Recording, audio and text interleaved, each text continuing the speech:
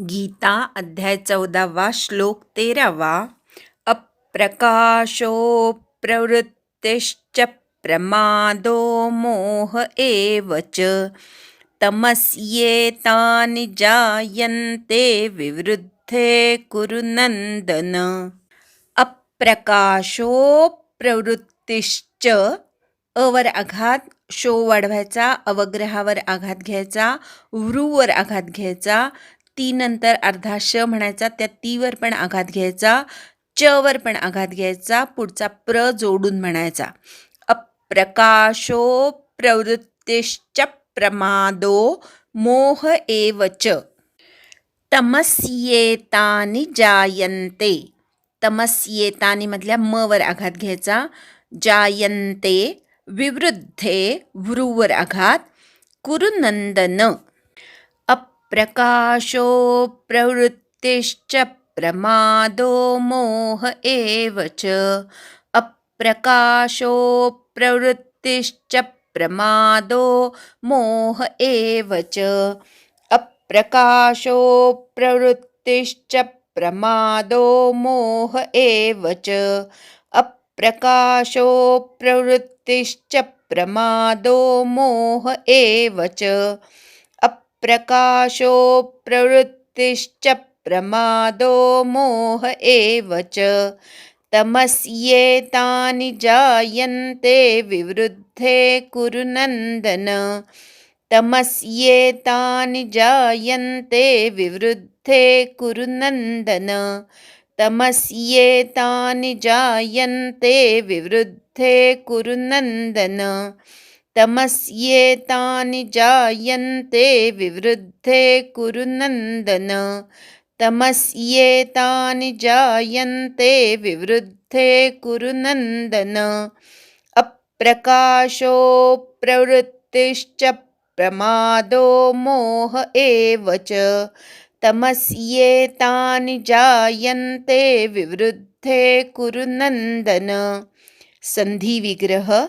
अप्रकाशः अप्रवृत्तिः च प्रमादः मोहः एव च तमसि एतानि जायन्ते विवृद्धे कुरु नन्दन.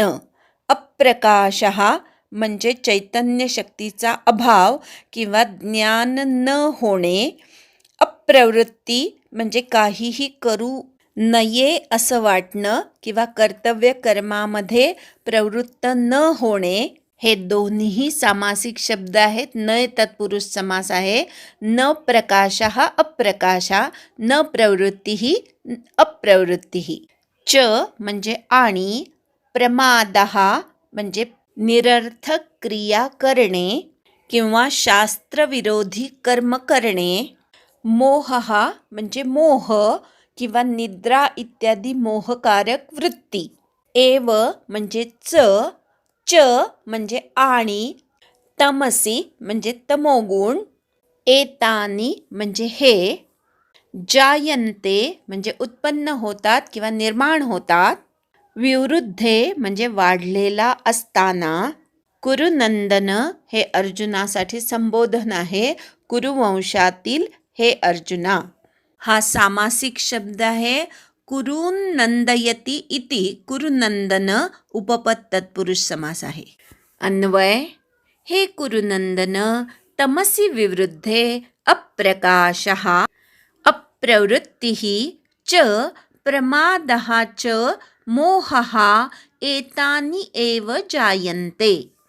हे कुरुनंदन अर्जुना, तमोगुण वाढला असता अप्रकाश म्हणजे चैतन्य शक्तीचा अभाव किंवा इंद्रिय आणि अंतःकरण यांना काहीही न समजणे, ज्ञान न होणे, कर्तव्य कर्मांमध्ये प्रवृत्ती नसणे, काहीही करू नये असे वाटणे आणि व्यर्थ क्रिया किंवा शास्त्रविरोधी क्रिया करण्याकडे अंतःकरणाची वृत्ती वाढणे, मोहग्रस्त होणे, हे सर्व उत्पन्न होतात.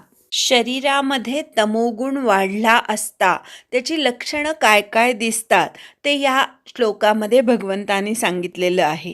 अप्रकाश म्हणजे काहीही न समजणे. आपण बघतो रात्रीच्या वेळेस जर अभ्यास करत असलो आपण आणि खूप झोप आलेली असली तर समोर असलेले शब्दसुद्धा कळेनासे होतात.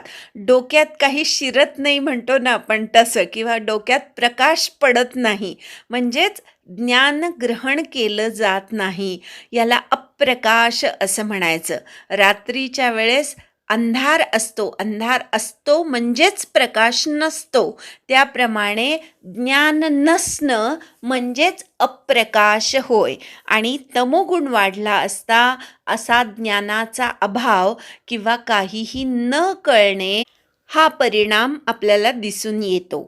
तमोगुण वाढला असता आपल्याला काहीही करू नये असं वाटतं, किंवा कर्तव्य कर्म जे करणं आवश्यक आहे ते सुद्धा करू नये असं वाटणं, काहीच करू नये असं वाटणं हा तमोगुणाचा परिणाम दिसतो. अशा व्यक्ती आळस, निद्रा यामध्ये लोळताना आपल्याला दिसतात. जे आवश्यक आहे ते सुद्धा न करता केवळ वेळ वाया घालवणं हे तमोगुणाचं लक्षण आहे. तमोगुण वाढला की अजून एक परिणाम दिसून येतो, तो म्हणजे प्रमाद. प्रमाद या शब्दाचा अर्थ होतो व्यर्थ क्रिया, किंवा शास्त्राने जे करू नये असं सांगितलेलं असेल तेच करावंसं वाटणं याला प्रमाद म्हणतात. आणि तमोगुण वाढला की मनुष्य असा प्रमाद करायला प्रवृत्त होतो. तमोगुणाचा चौथा परिणाम म्हणजे मोहग्रस्तता.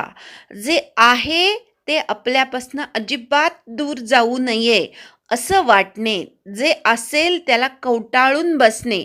आपण बघतो लहान मुलं असतात, अगदी तोडकं मोडकं जरी त्याचं खेळणं असलं तरी ते तो कुणाला देत नाही, अगदी ते माझं म्हणून कवटाळून बसतो. बालपणी तमोगुण जास्त असतो, त्यामुळे मुलांना स्वतःच्या वस्तू कुणाला जास्त द्यायला आवडत नाही. अगदी कसंही मोडकं तोडकं असलं तरी तेच पाहिजे, किंवा ठराविक गोष्टच पाहिजे असं जे दिसतं ते तमोगुणाचा परिणाम असतो. मुलांमध्येच असतो असं नाही बरं का. कोणतीही व्यक्ती अनावश्यक गोष्टींना सुद्धा माझं माझं करून त्यांना सांभाळत बसत असेल, मोडक्या तोडक्या गोष्टी सुद्धा फेकायला तयार होत नसेल, तर तो तमोगुणाचा परिणाम आहे. आपण जेव्हा 6वा अध्याय शिकलो तेव्हा स्वतःच्या उद्धारासाठी काय केलं पाहिजे ते बघितलं होतं. अनावश्यक क्रिया, अनावश्यक वस्तू, अनावश्यक माणसं ह्यांचा परिग्रह टाळला पाहिजे. हे कळत असून सुद्धा त्या वस्तूंचा, माणसांचा मोह टाळता न येणं हे तमोगुणाचं आणि स्वतःच्या अधोगतीचं कारण आहे. आपल्याला बिरबल बादशाहची गोष्ट माहितीच आहे.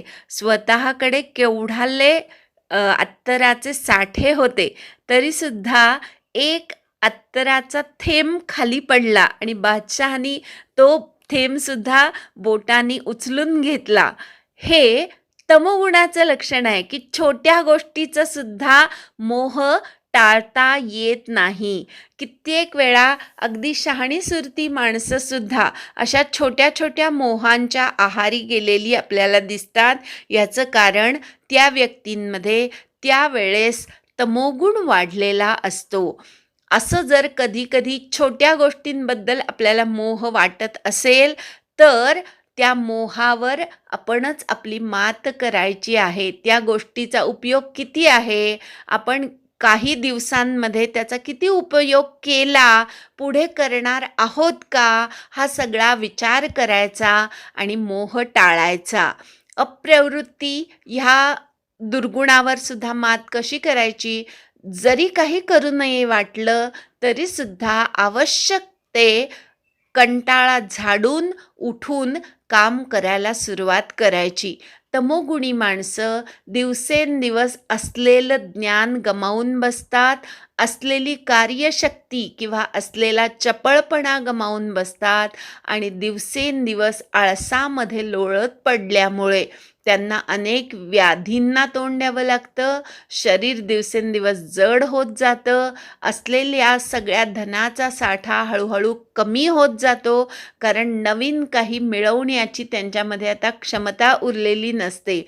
त्यामुळे तमोगुण माणसाला दिवसेंदिवस अधोगतीकडे नेत असतो. सर्व धन खर्च होऊन जातं, शारीरिक व्याधींमुळे शरीरसुद्धा दुर्बळ होऊन जातं. तमोगुणामुळे ज्ञानसुद्धा कमी कमी होत जातं आणि सर्वार्थाने ती व्यक्ती अधोगतीकडे जाते, व्यावहारिकदृष्ट्या सुद्धा आणि आध्यात्मिकदृष्ट्या सुद्धा. कारण आध्यात्मिक जर तुम्हाला उन्नती साधायची असेल तर ज्ञानाची कास धरणं अत्यंत आवश्यक आहे, आणि ज्ञानच नाहीसं झालं तर आध्यात्मिक उन्नतीही होणार नाही.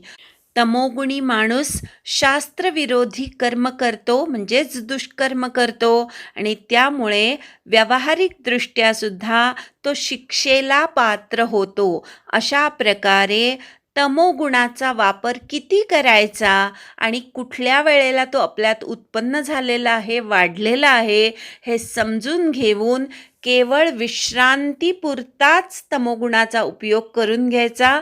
इतर गोष्टींमध्ये तमोगुणाच्या प्रवृत्ती वाढल्या असता त्याच्यावर आपल्याला संयमाने, ज्ञानाच्या साधनेनी, कर्मप्रवृत्त होण्यानी, मोहग्रस्तता टाळण्यानी मात करता येते, आणि ती करून आपल्याला आपला उद्धार साधायचा आहे. एकदा श्लोक म्हणूया आणि थांबूया. अप्रकाशो प्रवृत्तिश्च प्रमादो मोह एव च तमस्येतानि जायन्ते विवृद्धे कुरु नन्दन. हरि ओम तत्सत्.